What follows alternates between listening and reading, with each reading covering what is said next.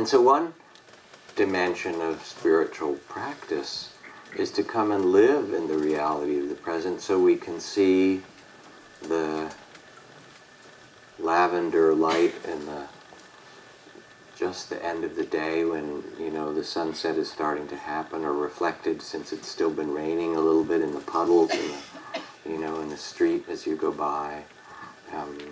So we can see the eyes of the people that we live with,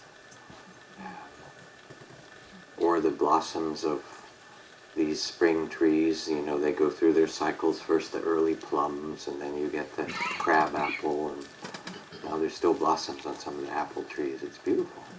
So that we actually live our life. And there's a kind of profound liberation in this. But Suzuki Roshi, again, Zen master, put it this way. He said, "You're perfect just the way you are." That's his first phrase, which is this expression of perfection. It's not that you're supposed to fix your personality and sit in meditation as some form of alternative therapy, or some grim duty that you're going to make yourself better, like going to the gym and all of that. That you actually are perfect, and you can live in the world with an open eyes, open heart. But then he added a second sentence to that. He said, "You're perfect the way you are, and there's still room for improvement." And that's kind of the paradox of it. That as we live more in the reality of the present, in our bodies, in touch with feelings, connected with others, sensing the play of the world and offering ourselves as best we can, it turns out that it helps to train ourselves, to practice, to nourish or develop or plant seeds that allow this presence and compassion and openness to become stable or steady or accessible or alive in us in a fuller way, and not just in those moments when we're in the mountains or on vacation, but really to live from this reality. And it's that second dimension that I want to speak about tonight, because where we're going, whether it's expressed as this present moment, because this is all there is, or whether it's expressed as this beautiful cultivation, this paradox has to be felt in your life. What is it that I know deeply is possible of being present, loving, awake, connected, and then what nourishes it? So there's a famous story from the time of the Buddha, in which the Buddha was wandering with his begging bowl through the fields of India, and he came across a rich landowner, a Brahmin, who had many acres and was, at this particular time, was harvesting the food and distributing the grain that was being harvested to his different workers, as well as giving them a meal. And when this rich landowner saw the Buddha coming with a begging bowl, he somewhat despised beggars as people who didn't do anything of value. And he said, "Hey, listen, monk, you come for alms. I plow and sow the fields, and having plowed and sown I eat. You also should do something worthwhile with your life, and plow and sow, and then you should eat." And the Buddha said, to the Brahmin, "Oh, landowner, I also plow, and having plowed and sown the field, I eat." And the landowner Brahmin said, "You claim to be a plowman, but I see nothing of it. Tell me." And the Buddha replied, "This is the plowing I do. Trust or faith is the seed. Composure is the rain.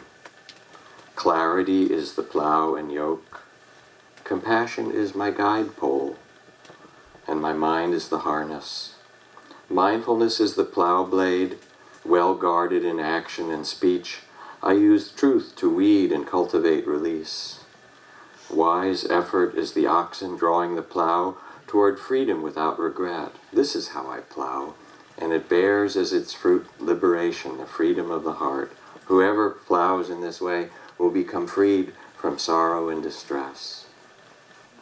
And somehow in responding that way, he also looked at this fellow and said, this is the fruit. The fruit is the stillness, the peacefulness, the steadiness. And as the story goes, the man said, I see, may I make an offering? And he started to pour this milk rice, kind of liquid food, into the bowl. But when he did, it hissed, and this tremendous steam. And he sort of stepped back. This is the way the story goes, and the Buddha then just walked on, thanked him and walked on. Now, why did it hiss? Anybody have an idea? Think mythologically for a moment, and literally both. Anybody? The blade was hot. Because it was hot. What was hot? The blade. The blade, exactly. That this is sort of the mythological language for saying if his begging bowl was plow.